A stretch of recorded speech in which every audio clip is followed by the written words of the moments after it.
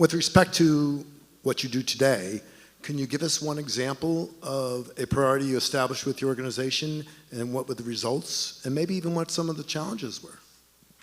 So when we moved from like a regular suburban grocer and we decided we wanted to tackle food deserts, we realized that one of the reasons grocery businesses failed, they had a mission that wasn't aligned with the community.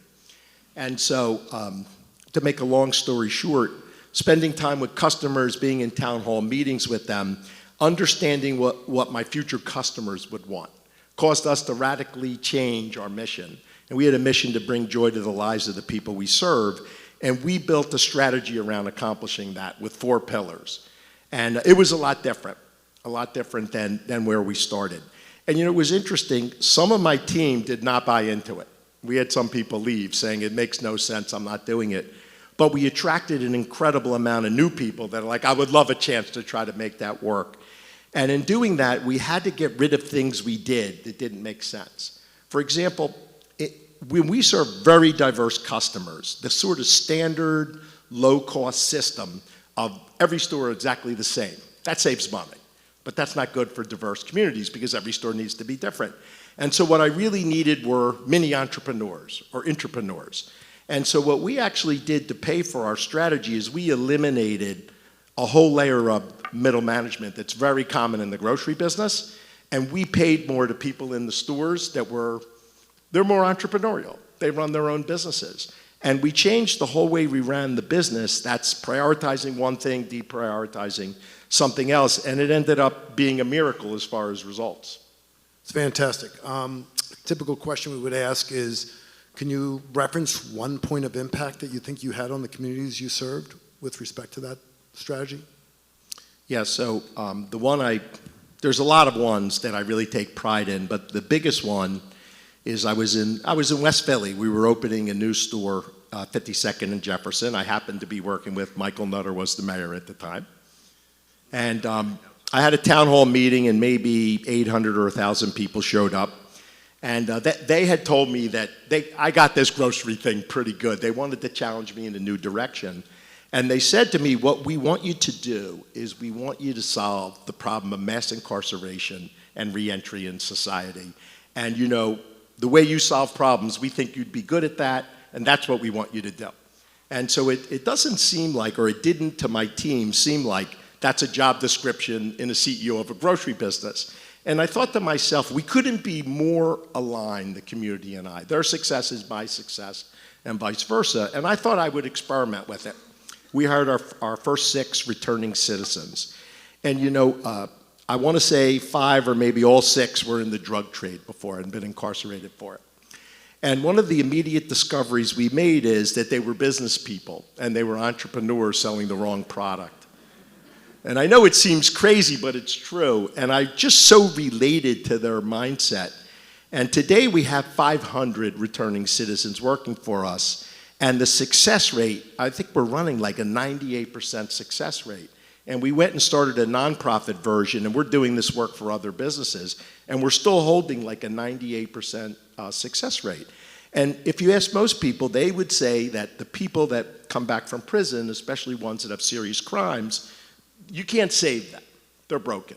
But we found out they weren't broken at all. They weren't broken at all.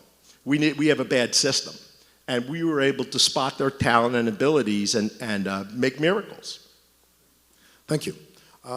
We have about 4.5 minutes, and I'd like to deal with something else that's very critical to this city, and that's fiscal responsibility. The city has an operating budget of $6 billion today.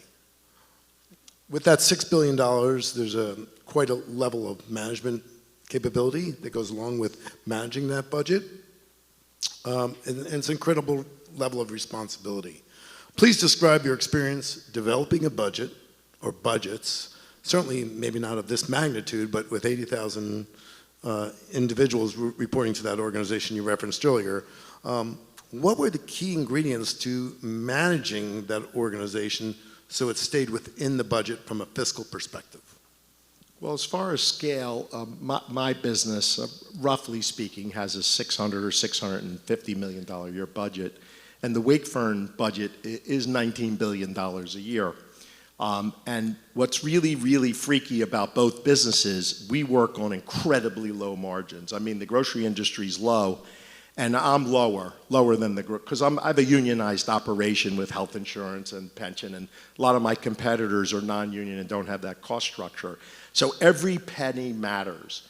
And I started as a startup, and I actually personally built our budgetary system to monitor every cent. And when I have talked to people who run departments in the city, I'm surprised at what I learned. Like, I talk to departments, some of them don't know how many people work in the department.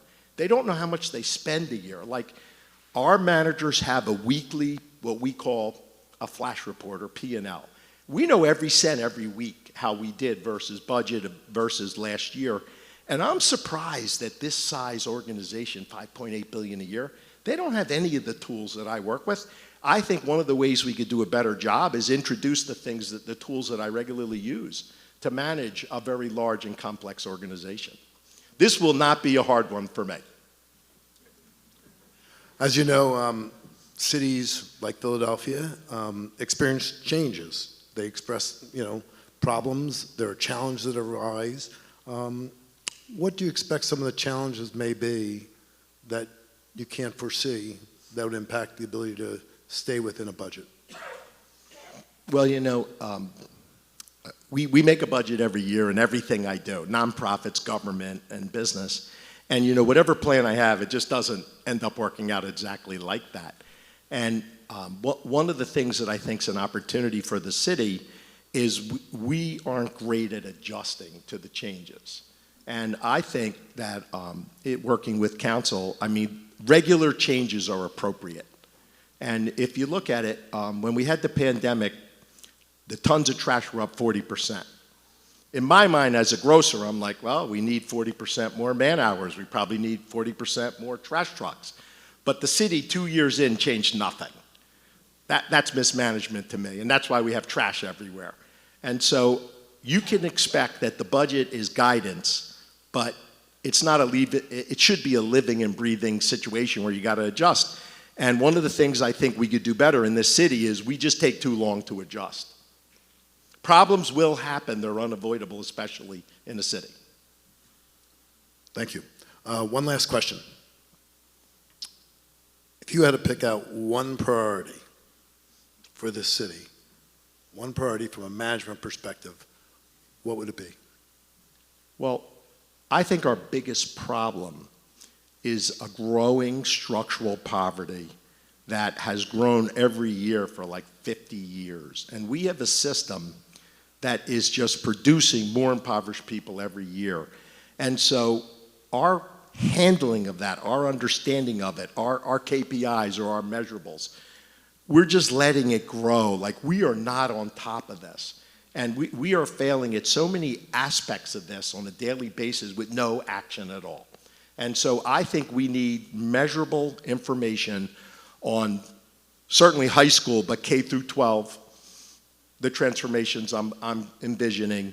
In our workforce system, I think in a lot of cases, we are training without a job in mind, without the social supports we need for success. And from an economic standpoint, we're not treating it like a business. We're managing the headlines and not the outcomes we want. All these things need to be managed on a day-to-day basis, or certainly not more than a week-to-week basis. And we just don't have that in this city right now. Thank you.